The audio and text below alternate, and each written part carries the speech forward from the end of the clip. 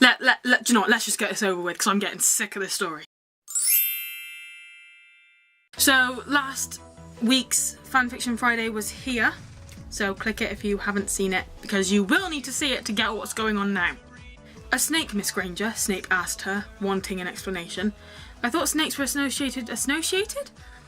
Snakes are apparently associated. I thought a snake was associated with Slytherin, not Gryffindor. I don't know, it just caught my eye, Hermione mumbled, covering the tattoo up and blushing. I should get to work though, Professor. May I have the potion? Ah, yes. A toast to a successful potion, Snape replied, handing her the stamina potion. Hermione drank the contents of the vial and winced. It wasn't the most pleasurable sensation.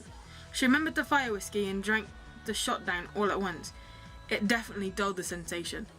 It wasn't bad tasting either. In fact, she rather enjoyed it. At least now she knew why everyone liked it so much, although she doubted she could handle more than a few shots. She gave Snape a quick smile and handed him the empty vial and the shot glass before wandering over to the desk and starting the potion. It was 10 o'clock when it happened. Hermione had been sitting quietly reading, her potion bubbling. Snape was sitting at his desk, marking papers, groaning every so often at the stupidity of them, when the door to his classroom burst open. Hermione was startled and jumped in her chair, whirling around to see what the commotion was about. Lucius Malfoy walked into the room looking absolutely pissed. Here we go. His cane made small thuds on the dungeon floor as his cape flared behind him. Also behind him was his weasel son, Draco. Okay, Draco is not that bad. I know he's like a little snitch and a little shit and everything, but you try having Lucius as a father. Although, apparently, Lucius isn't actually Draco's father. It's Dobby. Their matching platinum blonde hair gave Hermione a headache to look at. Hermione gives me a headache to look at. I'm joking. Whoa, calm your shit.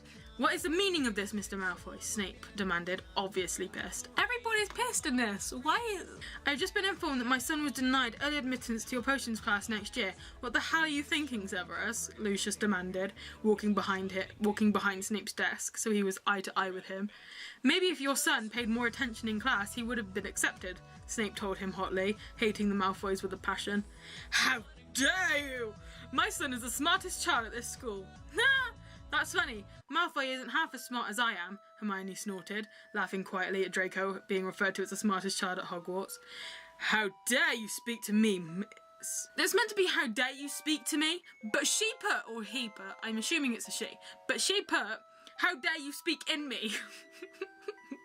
How dare you speak in me? How do you speak in some... How dare you speak to me, mudblood? Lucius demanded. Hermione loathed that word. I'd rather be a muggle-born than a pure-blood, egotistical asshole. Whoa, Hermione! That is enough, Mr. Malfoy. Leave my classroom. If you have a problem, take it up with the headmaster, not me, Snape announced hotly, although he admired Hermione's comment. Not being funny, though. He admires everything about Hermione, so... you know. Lucius glared at Snape and turned around. He walked past Hermione without a backwards glance. Hermione sat back down and wished she hadn't. As Lucius left the room, he pointed his wand at her potion and muttered something. Suddenly, the cauldron spilled over, burning her abdomen and thighs.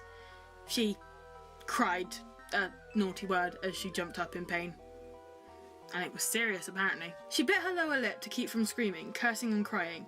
She wouldn't give Malfoy the satisfaction of making her cry, not after everything that had happened. Snape was at her side instantly. Hermione, are you alright? He asked frantically, not caring about using her real name. It hurts a lot, Hermione choked out, her eyes closed and her fist clenched. I have a healing potion I have been working on in my study. If you would allow me to, I will use it on you. I am almost positive that it has no side effects, but I will need your permission to use it, otherwise you will be excused to go to the infirmary. Mark my words, Malfoy will pay, Snape told her. The door to his room opened and Professor McGonagall ran in, Dumbledore behind her. Oh my, Miss Granger, are you alright? Of course not. You need to go to the infirmary at once, Professor McGonagall rambled. Yes, and I will be dealing with Mr. Malfoy personally. Now off you go, Dumbledore told her, his voice shaking with anger. No, Hermione cried, starting at the two professors. What I mean is Professor Snape just informed me that he has been working on a new healing potion. I trust Professor Snape completely as well as his work and have agreed to let him use it on me. As you can tell, I'm trying to get through this very quickly. It would be more convenient seeing as I have to restart my work. Professor McGonagall and Dumbledore looked at each other. A knowing smile crossed their face. What? Very well, Miss Granger. We will leave you in Severus's capable hands, Dumbledore announced, winking at Snape before... Winking? What?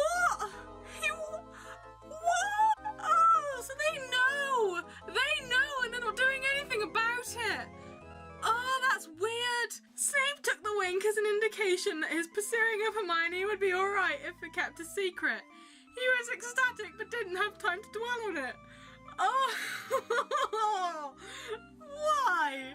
Why? Can I not have some kind... Oh, why is this happening? Come with me, Miss Granger, Snape told her, waving his hand and opening a panel on the stone that led to his private chambers. What happened to Hermione? Hermione asked, trying to lighten the situation as she walked behind him, each step sending shots of pain through her. Why didn't he just carry her? Snape smirked. Perhaps it was alright to call a student by name in private, especially her.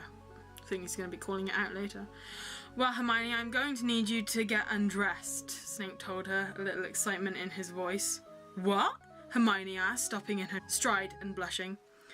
I would like to see how the potion works on burns. I cannot do any observations through your clothes, Snape told her, unless you don't want me to use the potion on her. Snape heard a bit of rustling and turned around, almost dropping the potion. She was more beautiful than he imagined. He got very excited as his eyes roamed over her body. She was wearing his favourite colour, dark green. He visibly grimaced, however you guys pronounce it. When he looked at her burns, there was a small burn on her lower abdomen, and it was mostly on her inner thigh, and it was a damn shame. Oh, I bet it was, you pervert. Her thighs were perfect. His eyes met hers, and he noticed her blush, and quickly returned to the task at hand. He handed her the potion and watched her drink it down, eager to see if it worked. Okay, finally, it's the end of that chapter, but it's still going to be a to be continued thing, because apparently, according to the author, she's working on chapter 3. Why? Anyway, that's all from me for now. Thanks for your time, and I'll see you on Tuesday. Next week, you're going to start a new fan fiction, because you can't read anything that's not been posted yet. So I will see you on Tuesday. Bye!